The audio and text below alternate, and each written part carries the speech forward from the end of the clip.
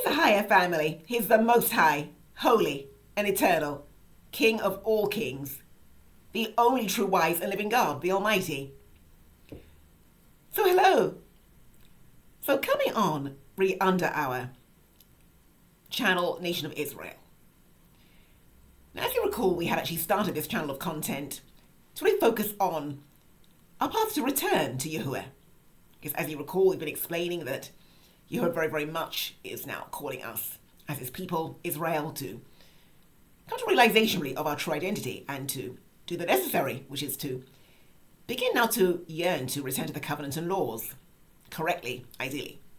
So we can indeed rely on Yahuwah, our power, to come really out and save us. We know that he has spoken prophetically in the latter days in many scriptures. We've looked at some of them, like Isaiah 11:11, where we see that Yahuwah is saying he's going to return in the latter days to recover his people from a second Egypt. This very, very much is where we find ourselves currently today. And we know, of course, that deliverance for Israel won't come from any man, because Deuteronomy 28:68 tells us clearly that no one will buy us out of our present captivity or predicament. But salvation for Israel is from the Lord her God. So that being the case, if our salvation is from the Lord our God, then it behoves us to really ensure that we do our best to return to him in the way that he requires.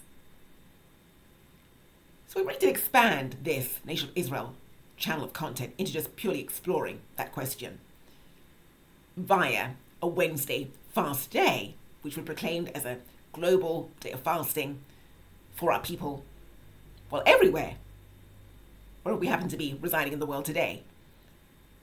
So simply just requires that from midnight of the day before until 3 p.m. that day, you spend in fasting. So from 12 a.m. to 3 p.m. essentially, on Wednesdays only. And we actually do those sessions under the hashtag #ChosenFast, if you recall. But we looked in our previous Sabbath session, really, which was called Jerusalem Calling. We're starting to raise the question of what we do now next. And we did also do, well, a formal hi or hello we sent to our brothers in South Africa. I don't know whether many were aware that they are actually Israel. Some of the tribes of Israel are in South Africa.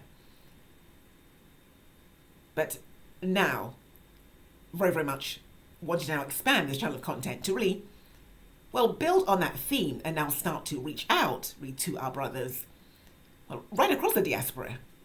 Because we are, as we know, spread across all 7 continents of the world today, where in every place. So we're really with the mission of bringing us all together at this time, not only around focusing on our path to return, but also looking at what we do next, really, and how we really empower ourselves to move forward.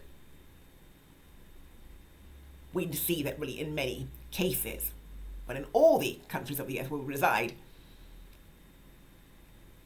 we have been, I wouldn't say excluded, but we're not always, we can be marginalized, let's put it that way.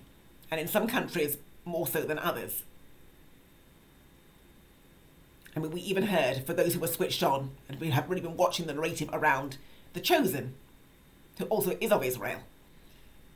Well, the whole narrative really, she was being asked as to whether it's someone like themselves can actually be blessed economically, financially. And we know this is a system, the actual prevailing religio-political, socio-economic global system, the beast system, which we all reside today, Mystery Babylon, was done her best, really, to really marginalize Yahuwah's people. And in many ways, build a paradise, really, in the misery of Yahuwah's people. And this very, very much is because the actual, pendulum in the earth, or the actual way that the earth actually operates, well, Yehu did actually explain he created the world for his people Israel. In the beginning, he does actually say that, which is some of the actual apocryphal readings we've looked into, including the Testament of Moses. I think we did briefly explore that in I think the 7th session before the previous one. We did a reading from the Testament of Moses where Yehu was actually saying to that effect. But that he didn't actually make that counsel known to all humanity, so that all the nations of the earth could become guilty before Yahuwah. So what did Yahuwah mean by that? Well, he said he left it as an open question, not really fully to reveal our identity to the nations of the earth, to see what they would do if a people who they deemed to be despised or marginalized came towards them, whether they would show compassion or whether they would show disdain and refuse to assist or help. And we all can see historically how that has gone. As I say, we can be marginalized at times with prevailing cultures, largely excluding, not catering perhaps as fully to our needs as perhaps we would need. And in some countries, as I've said, worse than others, or more so than others. Now, perhaps we're not really as defenseless as we might want to think that we may be. We live in a modern world that's now become all the more smaller because of social media and things like YouTube and the internet.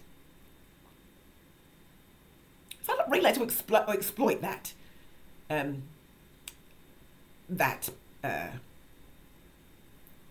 Exploit that really to our advantage by really now expanding the Nation of Israel channel of content into a more kind of global construct, if you will, to now bring, well, everyone who really wants to join, who is Yisraelite ideally, non-Yisraelites I know may want to also join. It's not exclusively for that, but perhaps we can form a chapter for friends of Yisrael, or Brown Israel, who are committed to the cause and who also want to contribute to our advancement. So I would really propose that we do, if you are interested in getting involved, then do by all means sign up. It's really exploring how we can, we'll do several things. We have to, I think now we can see, start to rely more on ourselves. And Yahuwah is actually just making things economically, socially, the way the world is going, in a way that we will now have to start to actually learn to rely on each other, whether we want to do that or not. We're being forced, we can see, by the way everything is going. And that really is not altogether, well, not part of his design. So I want to propose that we actually start this as a kind of global, as I say, channel, and really encourage people to sign up. I'll provide details in a link as to whether how they can actually do that to become citizens, I suppose, virtual citizens of our new virtual Nation of Israel. And then we're going to start to really look at how we empower ourselves, really, economically. We live in a modern, age where technology, things like AI, should technically make even economic advancement a lot more accessible to many of us. And so I want to kind of bring us all together, we to start to focus on some of these questions. Not only as to what we do now and where we go next, how we avoid some of the pitfalls of the past, and how we empower ourselves economically, even politically, as well.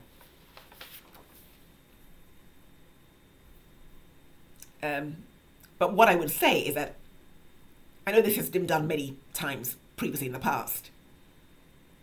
You have to hand it to Israel, have to hand it to us. We have tried really absolutely everything. We've tried political movements, affiliations. We have tried, kind of every kind of political material means to advance ourselves. So we need to really try, or do, I should say, what he was really requiring us at this time. And that is really inputting him first and making a return to him first and making that a core point of focus. And then fitting really everything else really around that, because of course faith without works is dead. So I'm proposing really a faith-based move of return to Yahuwah, to really navigate that path to return to him. Because we've also been looking in our Wednesday sessions at the fact that that may not be as simple a question as you might at first suppose, because we saw previous instances where Yahuwah was actually saying in Isaiah 58, I think it's verse either 2 or 3, he was saying his people long to come before him as the people that long to do or love to do righteousness. But even though they were coming to him continually,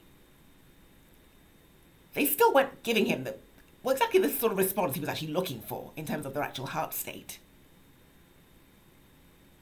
Somebody would propose we make a faith-based, as I say, return to Yahuwah. We commit to fasting, return to the discipline of Christ, and really doing all that he is requiring us to do.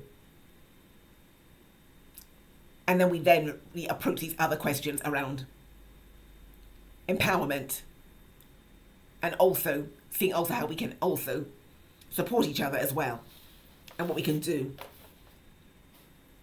Even to support ourselves financially as well, what kind of lessons we can learn from each other, or things we may be able to do to also empower ourselves as well. And how we can cooperate even across boundaries as well to support each other where we can, and to develop and negotiate our overall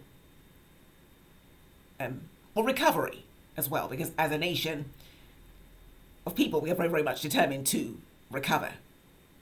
I know to some of us that may seem rather scary, and that's none other because we have such a lot of water under the bridge historically, in terms of really just the sheer history we've come through as well, which has left room for a lot of offence, a lot of distrust.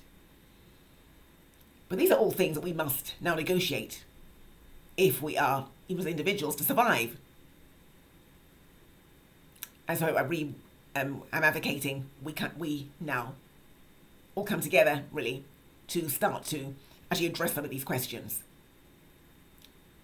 So as I say, I'll post a link really for this, and then we'll actually start to launch some chapters really around looking at some of these questions, still maintaining our Wednesday as a fast day globally for our people, to come before Yahuwah, and also to do the necessary groundwork we'll start to do also around looking at some of the actual strongholds as well, really, that have have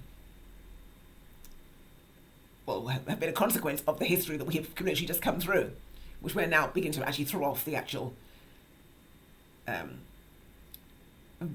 veils and cloaks and chains of that off of ourselves, metaphorical chains, to now embrace really our destiny and our future, because we're not going to be at all defined purely by what we've come through. And so we don't need to be. Especially in Christ Jesus, he's able to really make us anew. So this really is about the renewal, I guess, for Israel, for our people, and how we now go forward. Because what I will say, to our perhaps credit, or take it as you will, is that we very, very much have been held back, and it's almost as if the world had to go in reverse in order to let Europeans and other nations go forward, really. So we need to really return to, and we can, by God's grace, return to even some of the things that were done in former times, because of course, previously our peoples created the pyramids, did all kinds of technological wonders. Because even believe that Imhotep, if you recall, was actually Joseph as well. You know, he was a master architect of many of the actual things that were created in Egypt at that time. So, as I say, launching this channel of content as a focus for renaissance, for renewal, for Israel. The true repairing of the breach, if you will. The recovery of lost heritages, the restoration of desolate heritages, the restoring of paths to dwell in that have been derelicted and destroyed in former times because of the captivity and the great servitude to which Israel fell prey. But as we know that Yahuwah is actually returning, he's returning for a people and for a church triumphant. So we're now aligning to that whole overall agenda to meet that. And also to overcome much of the tribalism and the distrust has been between families, between clans, because we are ultimately one people. And all the more complicated by the fact that we now speak every language, probably on the face of the planet. You'll find the Israelites who are embedded thoroughly into those cultures, speak those languages. So for a unified people speaking a singular language, it would have been a challenge. For Israel, it's even more a challenge because we are split into all these many tribes who are then split over all the continents everywhere, speaking every kind of language and having every kind of cultural practice as well. But we need to focus on realigning under the culture, under our biblical culture. We're focusing mainly on the actual feasts as well, the feast days, renewing the biblical feasts. And renewing really the actual putting of Yahuwah in first place. And arising really to take our rightful place, really, in the earth and in the world. And also beginning to also address the question really of also our homeland as well. Because we will at some point be requiring the actual recovery in some way of our homelands as well. There's no complete reparation or restitution without that component. It just doesn't pan out or even make sense. So, really just making this video as a line in the sand to formally launch the virtual nation of Israel, or the nation of Israel as a new virtual global community stroke nation, determined to move forward really and to look ahead, to begin to actually chart a course for our people ahead, looking for the return of their Messiah, who as we know is coming down, according to the book of Revelations, well, to exact judgment really for the question or for the controversy that was done to Zion, as he has said in his word. And it will probably say to Gentile nations who may take fright, perhaps at this, who don't seem to like when they see Israelite people actually talking sensibly or making an effort to move forward or come together. And this really is a move they should be very, very much supporting. At least those of their people who are able, have eyes to see. So Edom, we know what the word of God does actually say about Edom. And the judgment that Yahuwah has pronounced against her, that is very, very true. But it doesn't apply to all Edomites globally. Edomites who would actually serve the Lord God in truth, the true Yeshua, are expected actually to hold a line, really, against the actual machine or their own peoples, in a sense. The actual machine that is against Israel, against their own people, and stand also for Israel also. It also is actually stated, or is actually a door of hope for Edomites potentially. Not an easy task, I admit, but that is a line of potential possible hope, if any, that Yahuwah has actually stipulated in his word. Because we can see quite clearly actually covered the agenda in the Bible. It's very, very clearly set out. The agenda that Edom does actually lead in the earth in her attempt to remove Israel from being a people. Stated very, very clearly throughout the Bible. Isaiah Psalm 83 being the chief place, which that is clearly stated. So perhaps we'll come in another summer session to look a bit more detail at that. But I just wanted to actually make this formal video to formally launch this new style of content. I'll make other videos also to encourage you to sign up. And I may also as well launch a GoFundMe also to launch it more formally, because we will require some additional tech as well to actually do that effectively. Because I'm currently do most of the actual work I do even for my existing channels from I think a 6-year-old laptop. So I do need to actually update my tech and get some additional technology, some microphones and as well to actually do that, to expand on it more fully. So I may actually elicit your support for that.